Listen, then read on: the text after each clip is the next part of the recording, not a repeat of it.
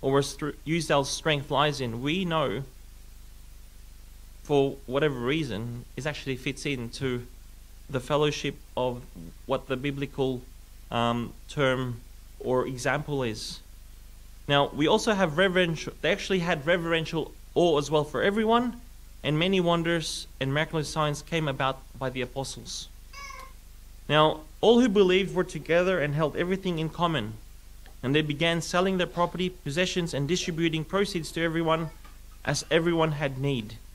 Every day they continued to gather together by common consent in the temple courts, breaking bread from house to house, sharing their food with glad and humble hearts, praising God and having the goodwill of the people. And guess what happened as a result of this? And the Lord was adding to their number every day those who were being saved. Can you see what's actually happening here? In many culture, sharing food with the locals is actually considered as respect. When you show respect, there's actually a respect begets respect, right? When you show respect to someone, they'll show you respect back as well. And that's what tends to happen here. It's very, very clear here that if we are able to sit down with people, have food with them, and guess what? They start to open up about things. And what they tend to do is you tend to have this sense of bond as well. So the next time when you meet up with them, it won't be a sense of barrier. It will be a sense of openness, right? And they will tend to be a lot more closer to you as well. One thing we've got to have a look at is, what does our church community look like, right? Do we look like this, or can we improve? I mean, there's always areas for improvement. But one thing we've got to also do is celebrate what our success are as well. So we live in such a hyper-connected world right now, right? I think it's good sometimes for James to sometimes mention is, put your phone away when you're in God's temple, because I can tell you right now, when you're on holidays as well, most people, they tend to do is actually look for the next Wi-Fi connection, right? I think I know a few people that I think they consider as a status symbol to have many friends on Facebook. But at the end of the day, a lot of people have friends on Facebook, but people feel lonely nowadays. Facebook doesn't replace a person-to-person connection when you actually meet up with them, when you talk to them, when you sit down for food with them, when you pray with them. Facebook's good there. It might be good to sort of have a look at, for people from time to time, pictures of what's happened in their Christmas parties with your other families, wherever they may be. It's good for that. But again, we have to note that otherwise, one thing is probably good to note is, why would world leaders actually travel from one country to another to actually meet another world leader? They don't do it via Facebook. They do it via talking, sitting down, reasoning, and fleshing out any issues or potential issues and opportunities that they can actually discuss through. And that's how you form bonds as well. Now, and what does it mean to have Christ in the midst of this community? So, as we know, right, what is Christ? Who is Jesus Christ? Right? God is love, isn't he? God is love. And what is love? It's patience. I mean, if you look at God, or Jesus himself, he loves peace. He's a God of peace. He's a God of love. And he's a God of wisdom, and he's a God of power. So we have to put things in perspective that God is something, or God is someone, for that matter, that embodies His characteristics. And if we refer to ourselves as the children of God, for example, for, mothers here or parents here, you would think there's a lot of your characteristics that you'd like your children to have and be proud of as well. So if you want to glorify our Creator, we need to embody this sort of character within us, which is, if you love God, these sort of things just flow on. Now, when you go through certain communities, or even certain cities for that matter, now, I was in South Africa not long ago. I can't remember how long it was now. I almost got mugged there. It was a beautiful city, but it's not a very safe city. Do I feel a sense of community? No. But again, I'm biased. I'm a very devout Melburnian, right? So if you go to other countries, I've been to most countries in most major cities in the world. When I was growing up, when I travel this, I want to travel there. But you tend to then realize the grass is always not greener on the other side of the fence. As time goes on, you will feel a sense of belonging to the church or to the place you call home. For me, I can tell you everything about Melbourne, right? In terms of why I think Melbourne is the most livable city in the world. And it has been voted the most livable city in the world 7 years in a row, except for last year, right? We came a close second. Now, why do we love Melbourne? Why are you here in Melbourne? Why? One is the beautiful parks, good education, good medical facilities, world-class medical centers, world-class universities. We have the, Australia's top university located here in Melbourne. Freedom of worship. We can find in other states, but what else do we have? We have food, right? What does food give you? I was based in Sydney for almost a year. I can tell you, after 3 months, there wasn't a day that I didn't want to come back to Melbourne. All right? Sydney, there wasn't much inclusivity or much cohesiveness there. It's a big city, but again, there wasn't that much there as well. What does Melbourne have?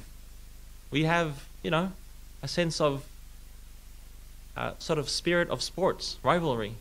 You may have opposing teams, but obviously in the end of the day, you're still friends, right? If your team win, you're a bit sad, but in the end of the day, you congratulate and you're happy for them that they won. And we have a sense of community here in Melbourne, right? We have a sense of belonging. And we also have a sense of what does Melbourne have that really trumps any city in Australia and mostly in the world as well? What do we have? Sorry, what was that? Not just comfortable. And you'll be pretty surprised. We are Australia's most multicultural city, believe it or not. We are actually, we are Australia's most multicultural city, and I would say arguably in the world as well. Australia is the most multicultural country in the world. And what does that give us? It gives us the best food, because every single person has their own, they bring it in. I've got in-laws that have come here from different countries in the world, and they're so amazed by the amount of variety that we have in our food and the flavors that we have. And they have said that we have everything here, and we are blessed that we have. So if you've been overseas or anywhere, I'm sure you could actually say the same thing. And we have, compared to most countries, we're safe. right? Melbourne's not perfect by any stretch, but we are safe relatively to most other countries. And again, the first thing we've got to look at here is we Melburnians, we love to celebrate our diversity as well. Now, the other thing I want to bring that across is, in Hughesdale, what kind of a community are we? All right, we do love our lunch. We do love our camping. What else do we love? We love our parties, all right? But one thing we need to actually, I think, improve on this year and probably the year, I know Ronnie's touched on this before with me, is we may need to actually, we do some outreach, but we may need to actually do some food trucks more outside of our community as well.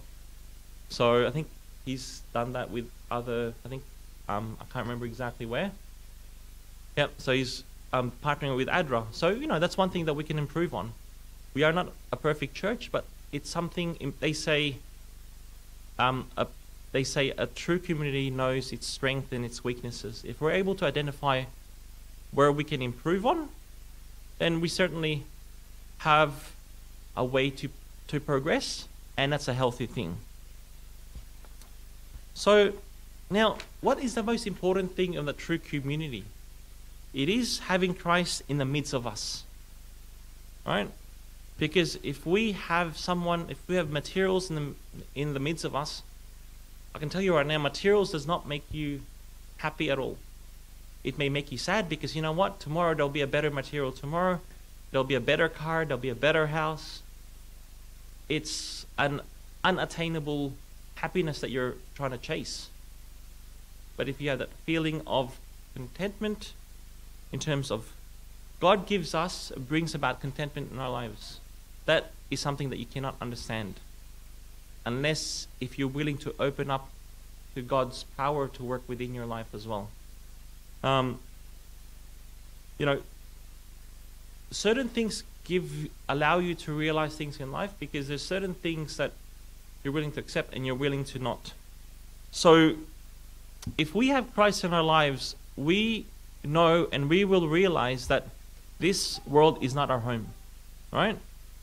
But we do have a mission here. We have a goal that we seek out. And what is that? What was Jesus Christ commissioned to us? Go ye and preach and teach all nations. All. So we've got to put that into perspective, that we have a mission, in our work. We have a mission in our families, and we have a mission in our communities to preach God. And what better way to preach God than through living that, or through actually living God in our lives? That is the best example. There's an example. Actually, I was reading something, a book. I can't remember what's his name. He said, it's about integrity. So integrity is, you don't need to say it, you just do it. It's just saying,